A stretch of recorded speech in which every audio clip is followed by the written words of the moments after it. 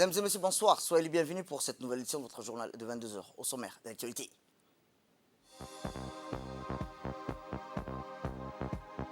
À la une dans l'actualité nationale, dépôt des listes des dossiers des candidatures pour les élections législatives.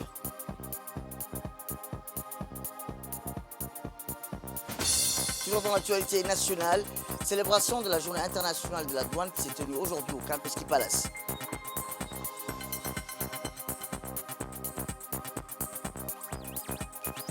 Et en Ouganda, l'Ouganda entame ses activités pétrolières.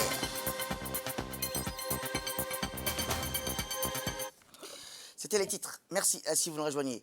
Eh bien, le président de la coalition de l'Union pour la majorité présidentielle, l'UMP, M. Abdelkader Kamel Mohamed, a officiellement déposé en fin d'après-midi, aujourd'hui, au cabinet du ministre de l'Intérieur, les dossiers de candidature de l'UMP aux élections législatives 2023, et ce conformément à la loi en vigueur. Par conséquent, en vertu des règles en vigueur, le ministre de l'Intérieur a remis un récépissé provisoire de la déclaration de dépôt de candidature pour les élections législatives 2023 du 24 février prochain au président de l'UMP, M. Abdelkader Kamel Mohamed. Notons que les dossiers de candidature déposés officiellement par le président de l'UMP concernent les listes de candidatures de l'UMP pour les élections législatives 2023 de la ville de Djibouti et les 5 régions de l'intérieur.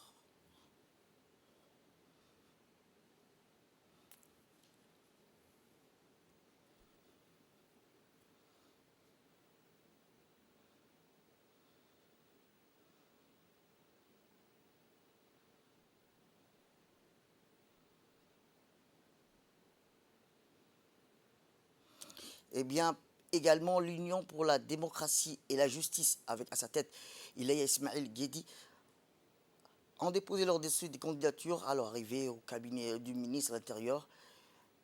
Elle a été accueillie par le ministre de l'Intérieur, M. Saïd Nour Hassan, et ses proches collaborateurs.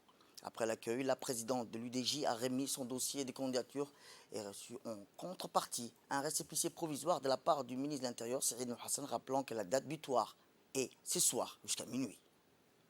Eh bien, il s'agissait pour le ministre de l'Intérieur de s'assurer par ce biais de la satisfaction des conditions requises pour la participation au scrutin législatif conformément au texte en vigueur.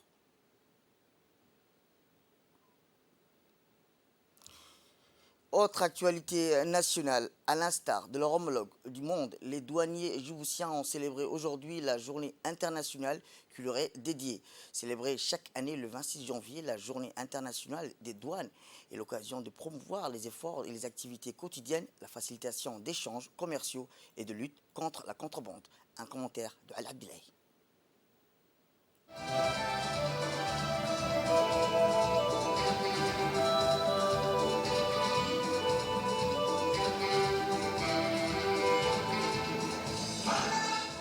À l'instar de leur homologue du monde, les douaniers djiboutiens ont célébré aujourd'hui la journée internationale qui leur est dédiée.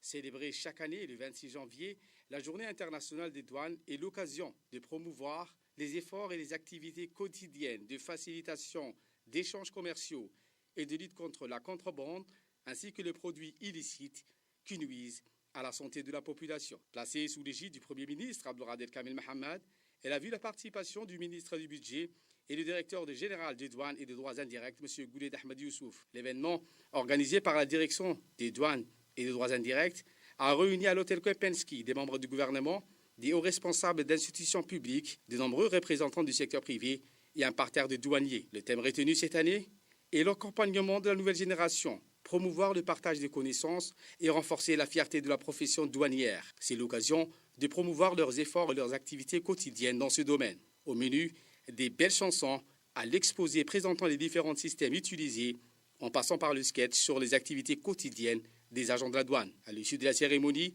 les officiels ont remis des certificats de reconnaissance aux plusieurs autres responsables des institutions qui ont collaboré avec la Direction générale de la douane et des droits indirects.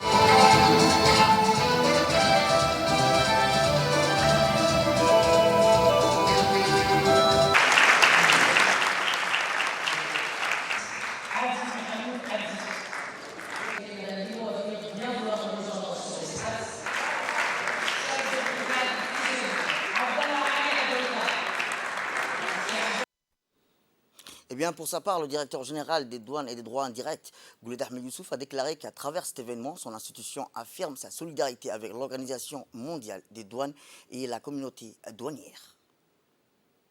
La douane djiboutienne, à l'image de ses consoeurs du monde, célèbre la Journée internationale des douanes. Et pour son 70e anniversaire, l'Organisation mondiale des douanes, l'OMD, a choisi le thème suivant: promouvoir le partage des connaissances et renforcer la fierté de la profession douanière. Avant d'aborder ce thème, je tiens à rappeler que l'année dernière, en 2022, la journée était placée sous le signe de la douane numérique pour un engagement progressif et qu'à ce titre, j'ai l'immense plaisir de vous informer que la Direction générale des douanes a dématérialisé l'ensemble de ces procédures, permettant ainsi la réduction significative du délai de dédouanement avec une réduction des coûts et a concrétisé sa politique de facilitation des échanges. Par le choix du thème de cette année, l'OMD engage ses membres à la promotion des métiers de la douane pour les générations futures et le partage de leurs connaissances de manière à faire valoir la fierté de la profession douanière.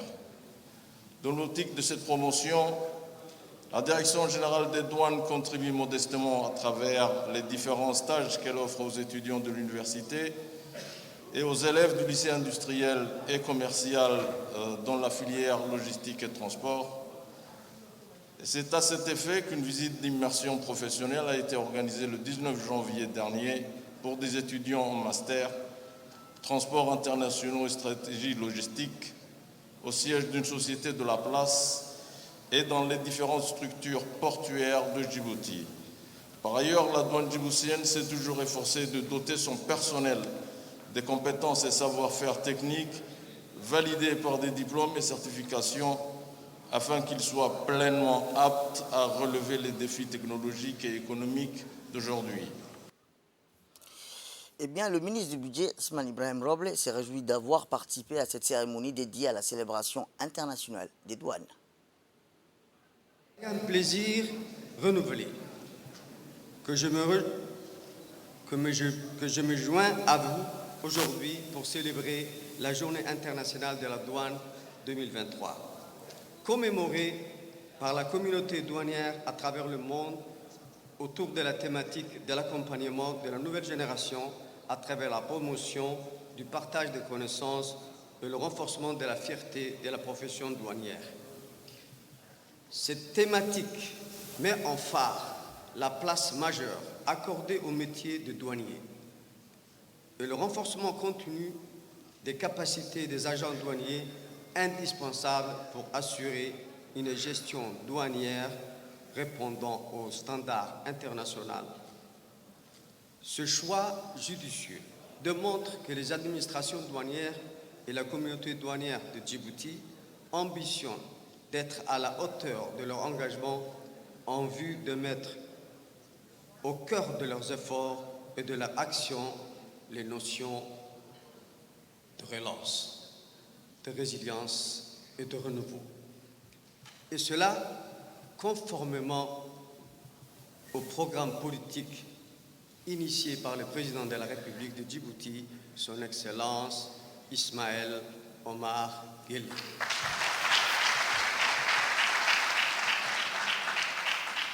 Excellences, Monsieur le Premier ministre, Mesdames et Messieurs, de fait, comme d'aucuns le savent, l'administration douanière étant située au cœur d'un réseau de relations, le partage de connaissances avec les parties prenantes, telles que les opérateurs économiques, est une pratique endossée au quotidien par le personnel douanier. Il convient de citer à ce titre l'installation du programme Sidonia World chez les sociétés commerciales et la formation de leur personnel sur les procédures de douanement en ligne. La Direction générale des douanes et des droits indirects fait bénéficier à ce titre depuis plusieurs années à son personnel cadre des formations performantes à l'intérieur et à l'extérieur du pays dans les prestigieuse école de douane. Les statistiques présentées plus haut et tout à l'heure par le directeur général de la douane en sont révélateurs.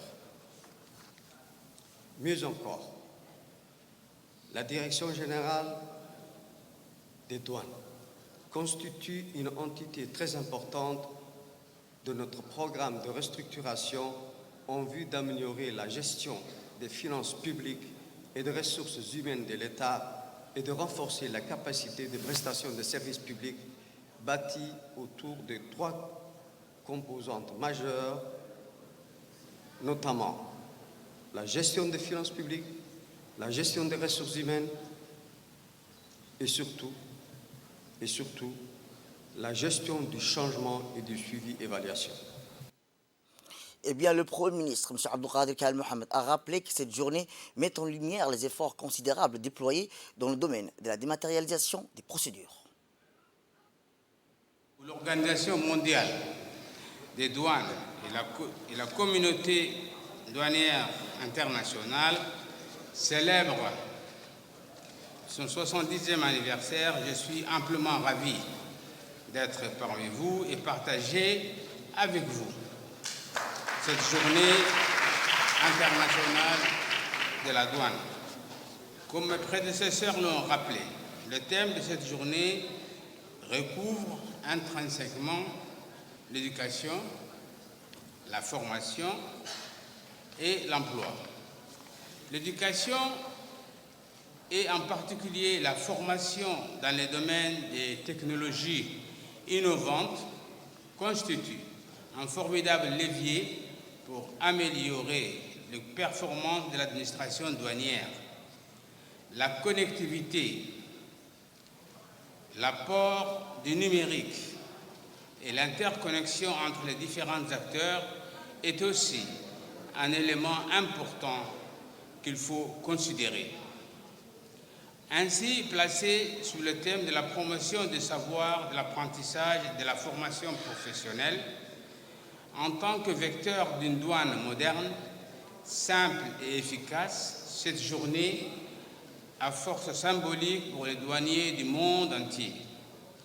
Cette journée internationale de la douane pour les administrations douanières est une occasion de renouveler leur engagement et améliorer leur efficacité et leur performance au service de l'entreprise de citoyens. C'est aussi une bonne opportunité de marquer cet événement en engageant auprès des agents le débat de la réflexion autour des moyens à même de favoriser le développement des connaissances, le partage des expériences et le transfert du savoir entre générations, et ce dans un cadre d'une stratégie globale visant à rehausser les compétences douanières et à renforcer les capacités de l'administration. Nos douaniers expérimentés sont en mesure de fournir à leurs collègues les compétences qui contribueront à leur succès professionnel dans leur carrière tout en partageant leurs connaissances sur les règlements douaniers internationaux, les techniques de contrôle, de collecte des données, ainsi que sur les expériences avec les différentes procédures douanières. La douane djiboutienne joue un rôle dans le soutien de cette professionnalisation. Elle assume, en plus de percevoir les droits et taxes exigibles, des responsabilités régaliennes telles que la surveillance des frontières géographiques et fiscales, la lutte contre la contrebande et tout trafic illicite. Nous revenons un petit peu sur les élections législatives où on vient d'apprendre, il y a même pas quelques minutes, que la liste A, Ahmad et CDU, ou autrement dit la liste pour l'Alliance des mouvements, pour l'alternance démocratique et le Centre démocrate unifié viennent de déposer leur dossier au ministère de l'Intérieur liste des candidatures aux élections législatives du vendredi 24 février prochain. Pour rappel, par conséquent, en vertu des règles en vigueur, le ministre de l'Intérieur a remis un récépissé provisoire de déclaration de dépôt de candidature pour les élections législatives. Eh bien, le groupe l'Alliance des mouvements pour l'alternance démocratique va pour la circonscription électorale de Djibouti-Ville et pour le Centre démocratique unifié va circonscription électorale d'Ali Sabié. Rappel, les récépissés définitifs seront délivrés dans les jours à venir après examen de la recevabilité des dossiers des candidatures par la sous-commission chargée de la vérification des dossiers au ministère de l'Intérieur et après le versement auprès du Trésorier payeur national de la caution individuelle de 500 000 francs par les candidats. Ainsi, on a au total M. Abdelkader Kamel Mohamed, président de l'UMP, l'Union pour la majorité présidentielle, qui a déposé auprès du ministre de l'Intérieur les listes des candidatures aux élections législatives du vendredi 24 février pour la partie UMP.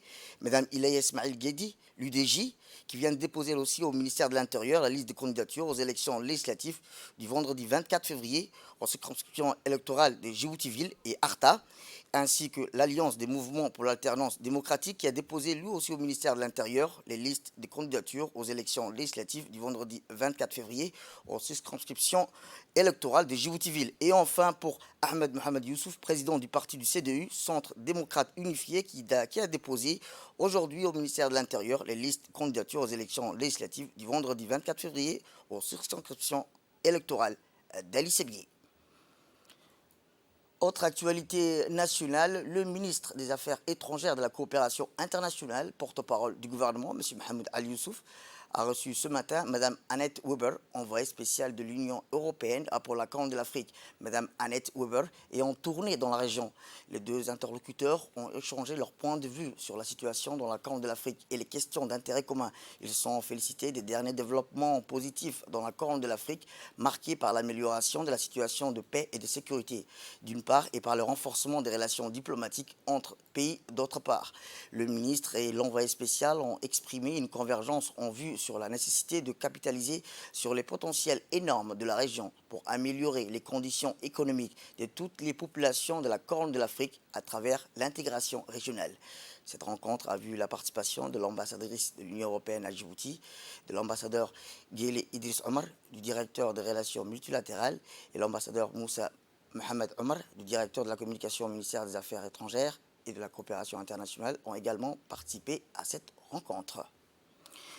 Direction Doha, où dans le cadre de la 42e réunion du Conseil des ministres des Affaires sociales des pays arabes qui s'est tenue à Doha, la ministre des Affaires sociales et de la Solidarité, Mme Houloufa Ismail Abdo, a pris part aujourd'hui aux travaux du Conseil qui a vu l'adoption de l'unanimité de la déclaration de Doha sur le droit des handicapés et la lutte contre la pauvreté multidimensionnelle.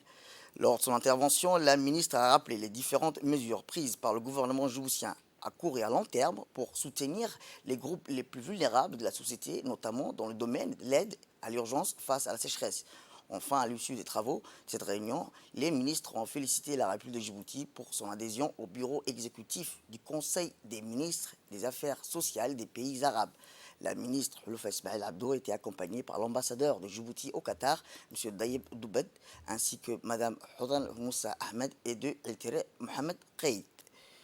Retour à Djibouti où une cérémonie a eu lieu aujourd'hui au centre d'entraînement opérationnel de Mariama à Djibouti pour honorer le départ d'un bataillon des forces armées djiboutiennes, le bataillon Hilwalal 10, qui sera déployé en Somalie avec l'AMISOM à partir de samedi prochain. Cette cérémonie s'inscrit dans le cadre d'un effort continu du gouvernement djiboutien pour soutenir la paix et la sécurité dans la région.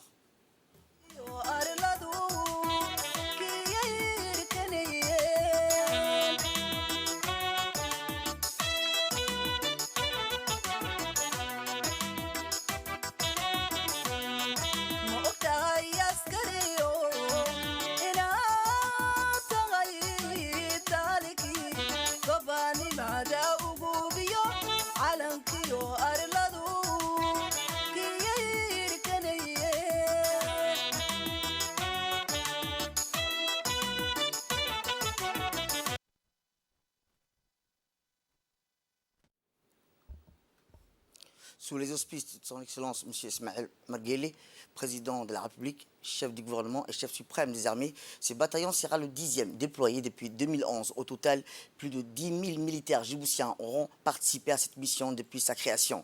À cet effet, chaque soldat djiboutien est entièrement équipé et formé pour accomplir ses missions efficacement avec un engagement de haut niveau qui se conforme aux normes internationales. Leur déploiement contribuera à améliorer durablement la situation sécuritaire en Somalie, en soutenant les opérations de l'ATMIS au secteur 4 de Hiran contre le groupe terroriste Al-Shabaab ou tout autre type de menace pouvant entraver la sécurité du pays frère. C'est ainsi que le ministre de la Défense chargé des relations avec le Parlement, M. Hassan Omar Mohamed, et le chef d'état-major général des armées, le général de corps d'armée, Zakaria Cheikh Ibrahim, ont présidé ce matin la cérémonie de clôture de la phase préparatoire du bataillon Hill 10 en vue de son déploiement prochain. Le préfet d'Arta, les dirigeants des forces de sécurité et de défense, les hauts responsables des forces armées djiboutiennes, quelques représentations étrangères ainsi que plusieurs autorités civiles ont également pris part à cet événement.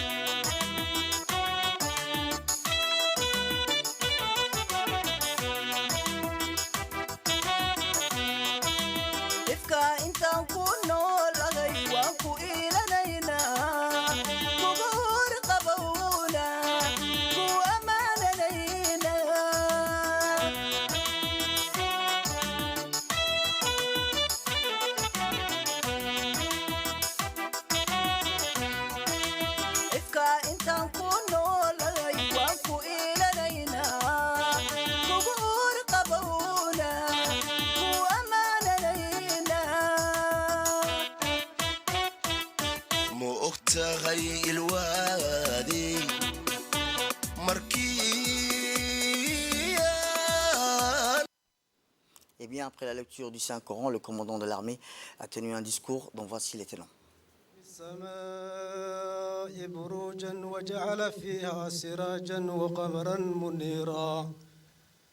وهو الذي جعل الليل والنهار خلفة لمن أراد أن يذكر أو أراد شكورا وعباد الرحمن الذين يمشون على الأرض هونا وإذا خاطبهم الجاهلون قالوا سلاما صدق الله العظيم.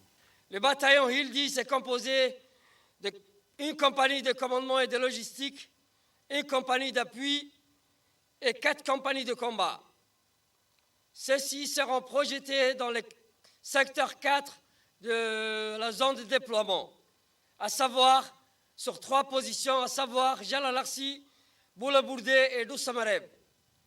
La mission du 10e bataillon ATMIS est de soutenir le gouvernement somalien à combattre les Shabab et à contribuer au rétablissement de la paix dans la région. Le 10e bataillon est prêt et motivé à accomplir leur mission avec professionnalisme et abnégation, conscient de l'empreinte et l'héritage de bravoure laissé par nos précédents compatriotes. Malgré les multiples péripéties, nous ne manquerons pas de nous aligner dans le même schéma de courage et de rendre fiers notre armée et notre chère patrie. Enfin, il est à souligner que sans le soutien indéfectible et constant du chef d'état-major des armées, le bataillon n'aurait jamais pu atteindre ce degré de préparation et d'opérationnalité. Aussi, je remercie les acteurs, tous les acteurs qui nous ont accompagnés et contribué à la réussite de cette préparation dans la montée en puissance du 10e bataillon ATMIS. Je vous remercie de votre aimable attention. Rapport le déploiement du bataillon Hil Walal 10 s'inscrit dans le cadre d'un effort continu du gouvernement djiboutien pour soutenir la paix et la sécurité dans la région.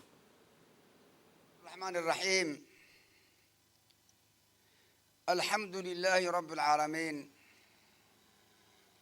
As-salatu wa salamu ala Rasulillah.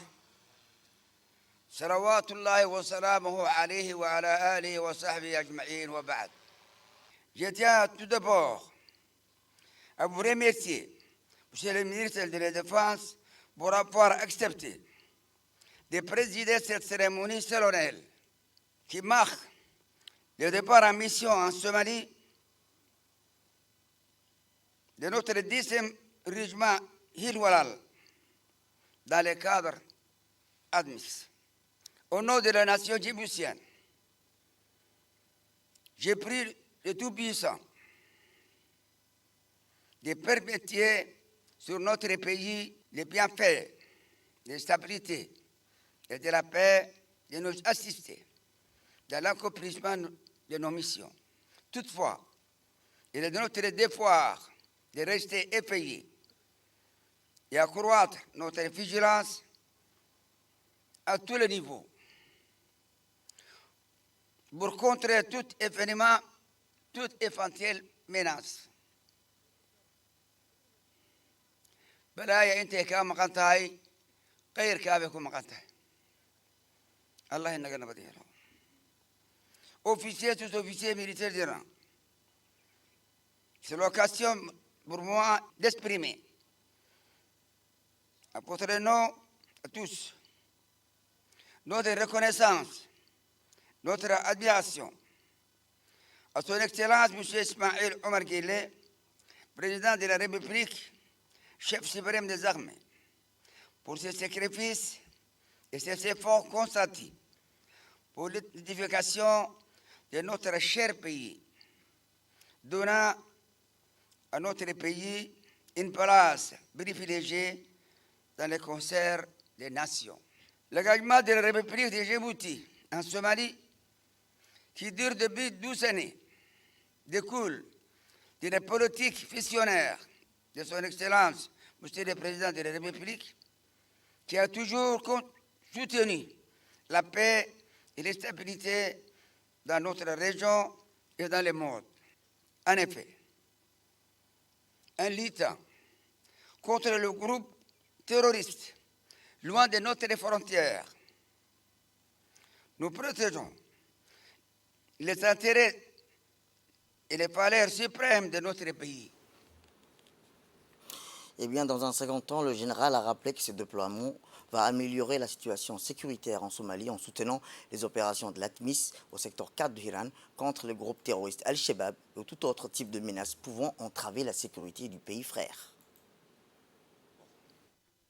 Malgré nos moyens limités, nous avons déjà déployé 9 régiments de 1000 personnes, hommes et femmes, dans le secteur 4 Hiran et Gelmudug dans le cadre de l'ATMIS. Durant ces 12 années, nous avons certes subi des pertes humaines et matérielles. Toutefois, l'armée djiboutienne continue de réaliser des actions remarquables et a pu surtout gagner la confiance de toute la population somalienne. Je vous demande d'observer une minute de silence pour lire la Fatiha en mémoire de l'ensemble de nos martyrs. Al-Fatiha. Je m'adresse à présent aux femmes et aux hommes qui composent le régiment Hil Walal, le 10e régiment. sous les ordres du commandant de Mohamed Youssouf Rayad, à partir du samedi 28 2023, vous serez déployés sur un nouveau théâtre d'opération loin de votre pays et vos familles pour défendre l'honneur et l'engagement de la République de Djibouti. C'est une mission difficile, mais je suis convaincu que vous serez à la hauteur de vos responsabilités en veillant rigoureusement à la discipline et à la cohésion au sein de vos unités, à l'instar d'un précédent contingent. J'implore le Tout-Puissant de vous guider sur le chemin de la réussite dans l'accomplissement de vos nobles missions, qu'Allah vous protège, afin que vous nous quittez. Pour la Somalie, je vous rappelle, une fois de plus, les mots-clés à 4 noms, et que vous devez toujours garder dans vos esprits et dans vos mémoires. Inquiétino, Medlimo, Al-Wahda, Unité. Je sais cette opportunité pour exprimer mes remerciements aux forces françaises ici stationnées à Djibouti pour leur appui en équipement individuel et formation de ces régiments. Mes remerciements font aussi à l'égard des forces d'autodéfense du Japon pour leur soutien dans l'équipement de l'infirmerie du camp Miriama. Écoutons à présent le discours du ministre de la Défense lors de la cérémonie de départ du bataillon Hil Walal 10. C'est un honneur pour moi de venir une fois de plus à Mariama pour présider cette cérémonie consacrée au déploiement, cette fois-ci, de notre 10e régiment Hil Walal en Somalie.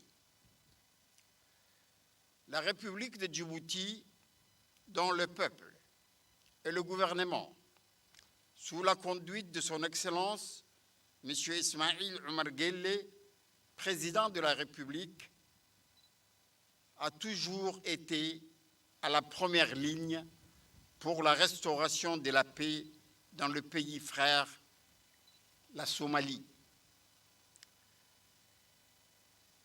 Après de longues années de crise, l'espoir se concrétise aujourd'hui en Somalie grâce à l'engagement des pays contributeurs des troupes, dont en premier la République de Djibouti, sous la bannière de l'Union africaine. Nos militaires déployés en Somalie, par leur connaissance du peuple somalien, ainsi que le partage de la langue, de la culture et de la région commune, ont enregistré des acquis importants depuis novembre 2011 dans le cadre de l'ATMIS. À ce titre, je rends un vibrant hommage à nos soldats de la mission de paix tombés sur le champ de bataille en Somalie.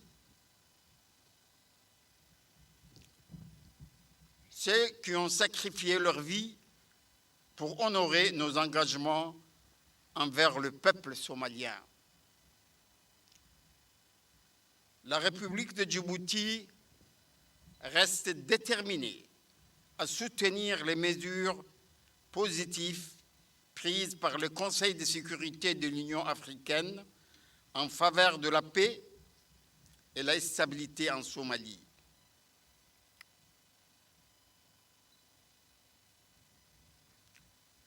Officiers, sous-officiers et militaires du rang du régiment Hil 10. C'est grâce à vous et à ceux qui vous ont précédés que nos frères somaliens, ayant parcouru une longue période difficile, auront très bientôt la chance de vivre en paix. Inch'Allah. Raison pour laquelle je vous félicite et vous encourage à fournir le meilleur de vous-même pour garantir votre sécurité et celle de la population somalienne. Son Excellence, M. Ismaïl Omar Guelleh, président de la République, chef du gouvernement et chef suprême des armées, m'a chargé de vous transmettre ses vives félicitations et son soutien dans le cadre de votre mission, qui fait honneur à la République de Djibouti. Vous pouvez compter aussi sur mon soutien et celui du SEMGA, le général de corps d'armée Zakaria Cheikh Ibrahim, qui vous accorde nuit et jour une attention particulière. Comme vous le savez, la mission ATMIS arrive presque à sa fin. C'est le moment crucial pour consolider davantage vos efforts, afin que cette mission soit une réussite. Je vous souhaite une bonne chance, qu'Allah soit à vos côtés. Vive la République de Djibouti, vive le président de la République.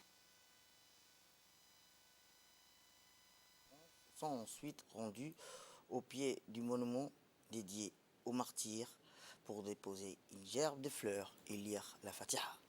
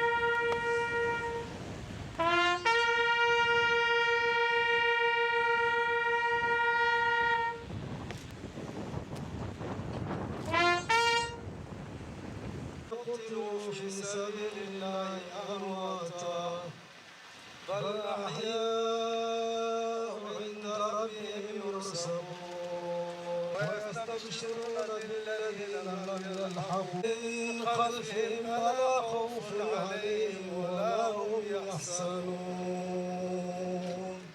صدق الله العظيم صلى الله عليه وسلم اللهم اغفر لحينا وشاهدنا وغائبنا اللهم من احييته منا فاحيه على الاسلام ومن توفيته منا فتوفاه على الايمان.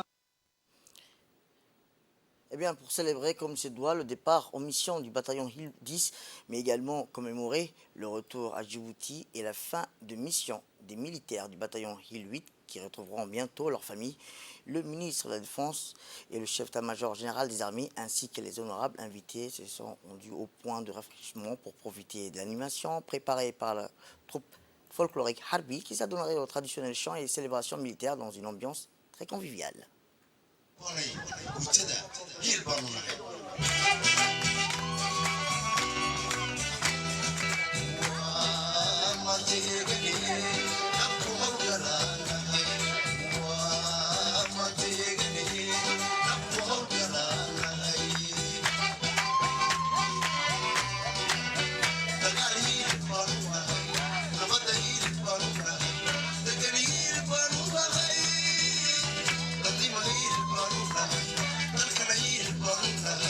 Let's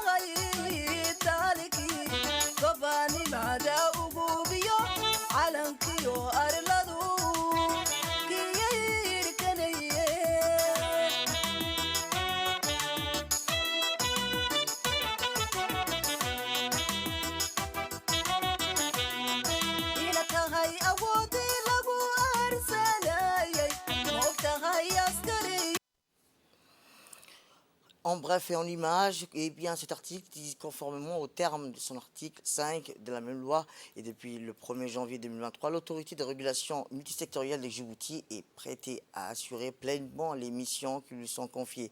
La planification et la gestion du spectre de fréquences. Elle est chargée de la régulation des activités exercées sur le territoire national dans le secteur télécommunications, des technologies d'information et de la communication, sous son acronyme LETIC, les énergies renouvelables et non renouvelables, les gaz, et pour autres secteurs dont elle aura plutôt la charge. Pour cette raison, le directeur général de l'autorité de régulation multisectorielle de Djibouti informe les partenaires concernés, c'est-à-dire la population, les services publics, autonomes et privés, ainsi que les différents corps militaires étrangers, consulats, ambassades et les organisations internationales et nationales de bien vouloir vous rapprocher de l'autorité de régulation ci-dessus mentionnée. Le bureau de la RMD sont situés dans le bâtiment F1 de la résidence Franklin, situé en face du centre de dialyse de l'hôpital général à Pelletier. Tout à fait autre chose, le directeur général de l'ANPH, M. Al-Sirid Mahamoud, a convié les employés de sa direction pour la remise des certificats lors d'un dîner au Sheraton Hotel. Rappelons que cette soirée somptueuse a vu la participation des membres du gouvernement, du directeur de la RTD, Anne Abdijama, du directeur de la DS, du directeur de la NCI et les représentants des organisations. Nombreuses autres personnalités, mais aussi des employés, dans une ambiance. Le directeur général a remercié l'ensemble de ses collaborateurs pour l'excellence et la qualité du travail abattu durant l'année 2022.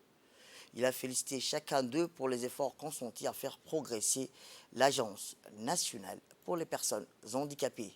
Rappelons qu'en fin de cérémonie, les responsables des participants ont remis des certificats de mérite pour les emplois de la direction de l'Agence nationale des personnes handicapées.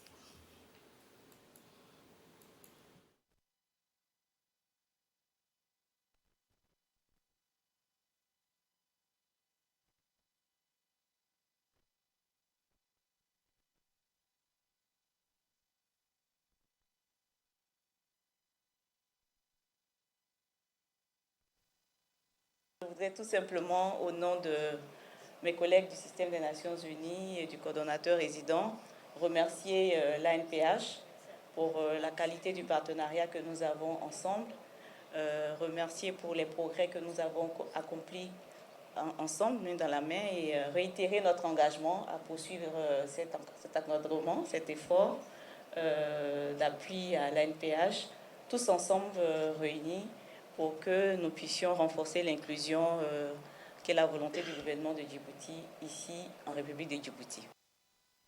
Eh bien, le secrétaire général du gouvernement, M. Al-Mis Mohamed Abdillah, a rappelé les efforts consentis pour faire progresser l'Agence nationale pour les personnes handicapées.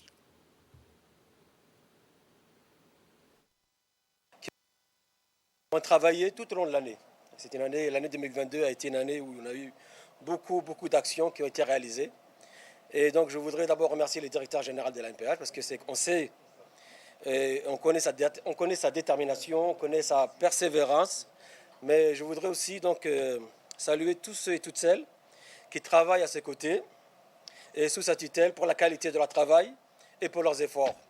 Ce soir, c'est pour vous qu'on est là et c'est pour vous qu'on est venu. Hein? Donc, pour tous les travailleurs de l'ombre qui font que nous, aujourd'hui, on passe à la télévision, merci. Le travail que nous avons parcouru, le chemin était long. Hein. De nombreux textes qui ont été adoptés.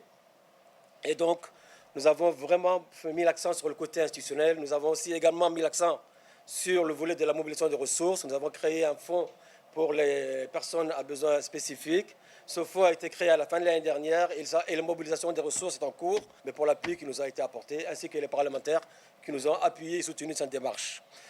Le mois de décembre, ça a été un mois qui a été chargé. On a eu la journée de l'handicap qui a été présidée par son Excellence le Président de la République. À la fin du mois de décembre, nous avons eu encore la première réunion du comité technique qui suit la stratégie du handicap.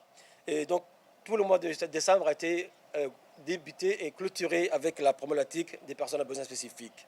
Au mois de janvier, les équipes continuent à travailler. Donc là aussi, vraiment, bravo. Le travail qui est fait, un travail multisectoriel. Ils ont rencontré les différents ministères, la santé, l'éducation. Et donc, ils vont pouvoir mettre en place le plan d'action pour 2023 qu'ils vont le présenter bientôt. Autre actualité, dans le cadre des préparatifs pour le semi-marathon international de Djibouti qui se déroulera le vendredi 27 janvier prochain, autrement dit demain, la garde-côte djiboutienne a pris l'initiative de procéder aux travaux d'embellissement du stade Goulet qui va accueillir cet événement. Les personnels et les moyens techniques de la garde-côte djiboutienne ont été mobilisés en grand nombre pour le nettoyage du stade et de ses abords, mais aussi pour effectuer des travaux divers de remise à niveau. La garde-côte djiboutienne participe pleinement avec détermination au projet de rehaussement de la qualité des infrastructures nationales et a déjà finalisé plusieurs projets au sein du stade Goulet, dont la pose des chaises et tribunes. Et enfin, dans l'actualité internationale, je vous dis dans le titre, l'Ouganda entame ses activités pétrolières. L'Ouganda a lancé depuis mardi dernier les premières activités de forage dans les champs pétroliers de Kingfisher, dans l'ouest du pays. Activités de forage dans les champs pétroliers dans l'ouest du pays. La première goutte de pétrole devrait couler de 2025, soit près de 2 décennies après la découverte des réserves dans le lac d'Albert, frontière naturelle entre l'Ouganda et la République démocratique du Congo. Ces pétroles sera exporté par un oléoduc de 1443 km reliant le gisement du lac Albert dans l'ouest de l'Ouganda à la côte tanzanienne sur l'océan Indien. Cette infrastructure est en construction. L'Ouganda devrait produire 40 000 barils de pétrole par jour en 2025, tirés de 31 puits qui seront situés sur ce champ pétrolier opéré par une compagnie chinoise. Les réserves du pays peuvent durer entre 25 et 30 ans, avec un pic de production estimé à 230 000 barils par jour. C'est la fin de cette édition. Merci à vous de nous avoir suivis. Restez avec nous pour la suite de nos programmes. Le programme continue sur Télé Djibouti et bon week-end à vous.